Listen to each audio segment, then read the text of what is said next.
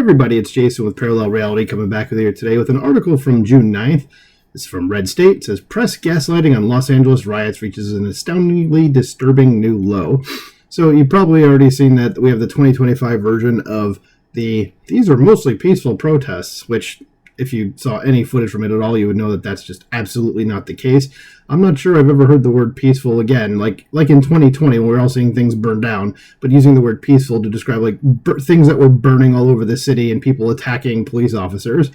So let's get into our stupid press and the stupid things they stupidly say.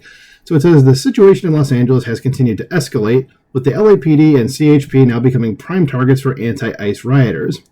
On Sunday, videos emerged of violent masked individuals throwing chunks of concrete onto California Highway Patrol cruisers, destroying several of them in what can only be described as attempted murder. That's because it is attempted murder. That you're doing that because you're trying to kill those police officers. Okay? And I've said before, guys, you need to stop using rubber bullets and switch to the real thing if your lives are being threatened. But only if your lives are being threatened, okay? It says in other areas, law enforcement officers were assaulted while cars were set on fire. The Mexican flag being waved amidst the violence has become a symbol of the resistance. Notably, on Saturday, the LAPD rushed to put out a statement parroting the Democrat line that there had been no incidents, that they wouldn't cooperate with federal authorities, and says, yeah, that didn't work out so well. Yeah, so, you guys are idiots if you're doing that. You're probably being prodded to do that by the mayor and then the governor, and it's like, if these were Republicans doing this, you guys would be having the federal authorities get involved so quickly, it's not even funny.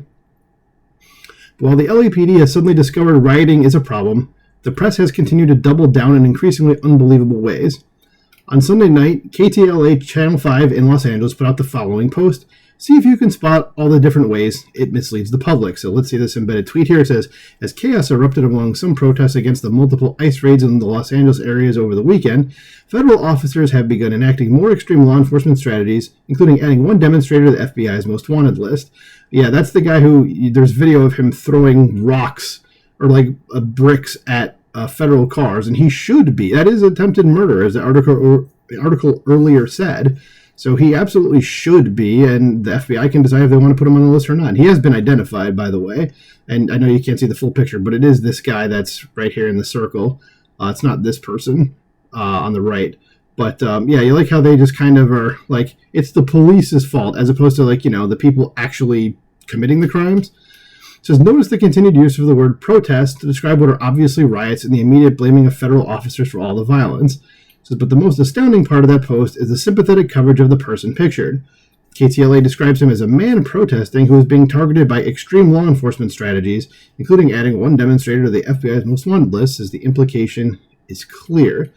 So who is he? And this is the video I was talking about a minute ago from that guy. It says, if you've been keeping tabs on the riots, you might recognize that motorcycle helmet. Yes, that's the same guy who was throwing large rocks through the windows of federal vehicles as they drove by. The video of that first went viral on Saturday. Oh, I thought these might have been two different people.